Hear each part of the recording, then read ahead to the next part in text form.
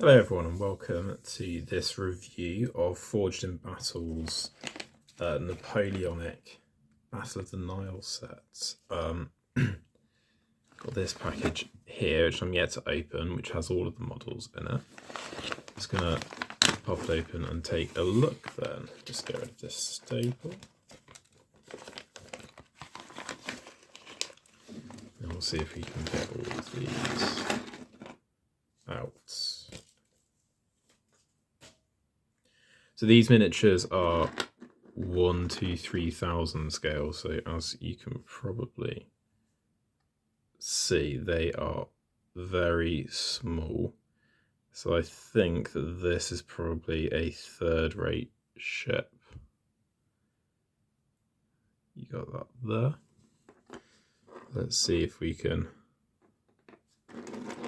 find L'Orient, the first-rate ship that will be in here somewhere.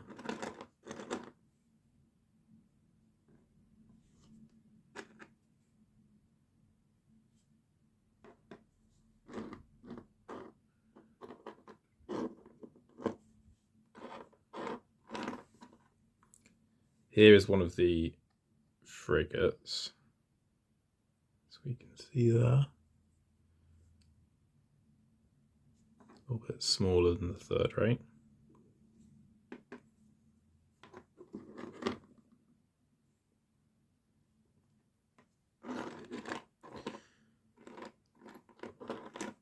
And what this also comes with then is these little bases. So let's get on the screen. So they're all going to slot into these, and they have these little flags on so that you can easily identify them because of the small size, so you're not completely reliant on the pennant that is just sort of lifting down here.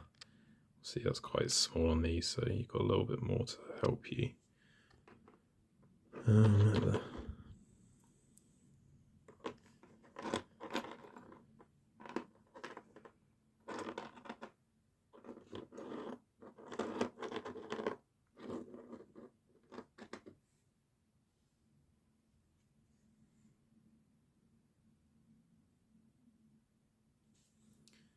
Alright, here we go. I think that this is the L'Orient, the first-rate ship, which famously at the Battle of the Nile exploded. Yeah, it looks like they've got some really nice detail on them. See, all the French ships have their sails tied up for the battle, as they were essentially just stationary for the entire time. Whilst the British ships, if we just grab one of those, they are at battle sails. So there we go.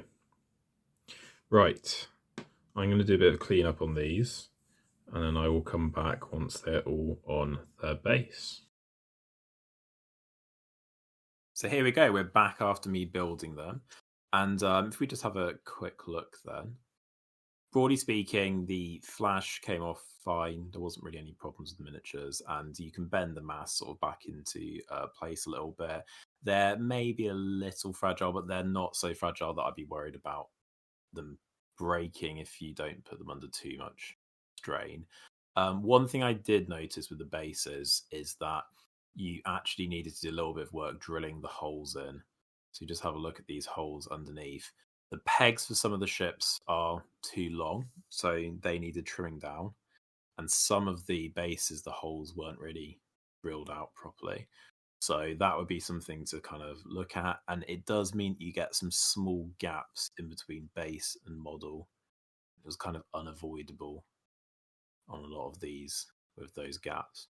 They did work out quite nicely, and when they did sit flush on the base, they look really good, as we can see here. So here's the L'Orient. So yeah, overall pretty happy with the building process. Weren't really any major issues, as I was saying there. In terms of painting, probably going to spray these whites, try and use a bit of contrast on them.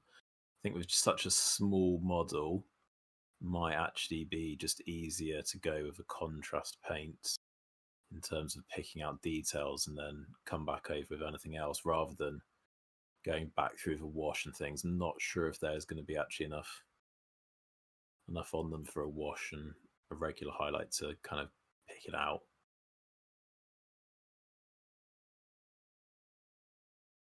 So if we take a look at some of the models then painted up. So here we've got a French frigate. So I tested out my French colours here. I did end up using contrast paints. As we can see, you do get this slightly kind of large looking pennant, which is way too big. But it does actually help to really kind of establish which nation you're painting them for. And obviously the base is having these little flags on really helps as well. They painted up okay.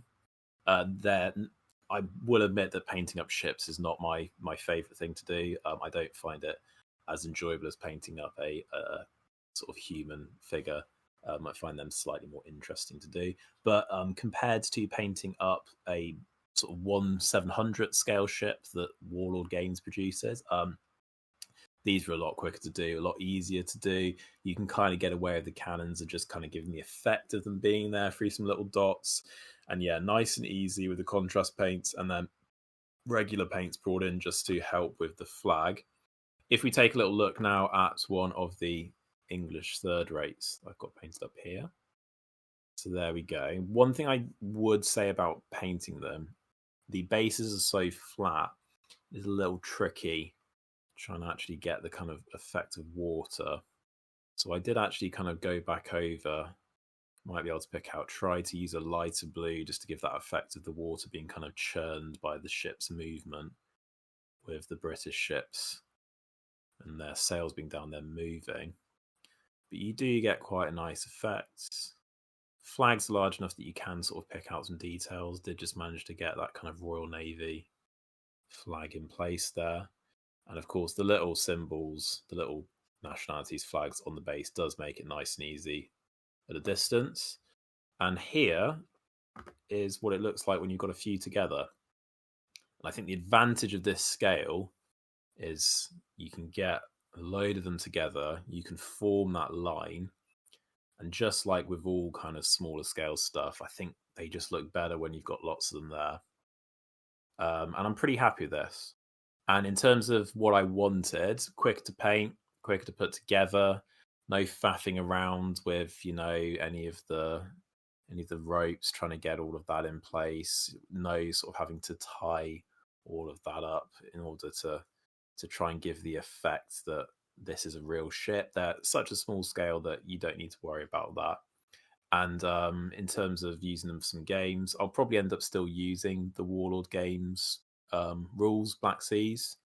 I might even just use them as is, because obviously Black Sea is designed around 1/700 ships, and the ranges therefore would be quite large with these. But I think it would probably still work just using the bases to do all of my measurements from.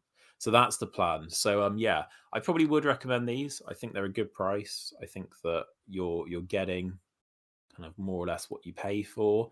And if you're picking up a set like I did, where it comes with all of the miniatures required for, in this case, the Battle of the Nile, and you're paying under £40, it's a reasonable deal, I would say. You can now play that full historical battle, and you've got so many ships that any smaller engagements, you're covered. So any French, English engagements, really, kind of, unless you're wanting to go and do the Battle of Trafalgar or maybe Cape St. Vincent, you are, I think, covered by this set. And they do smaller stuff to go and sort of pick out individual ships.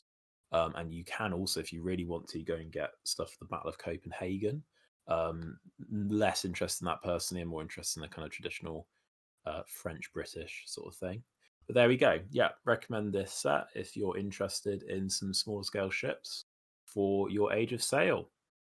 Thanks everyone for listening. Like and subscribe if you're looking for more. I won't be just doing stuff related to the Age of Sail on this channel. As I've said in my previous video, my interests are quite varied, so it will just be kind of sporadic uploads on various different things.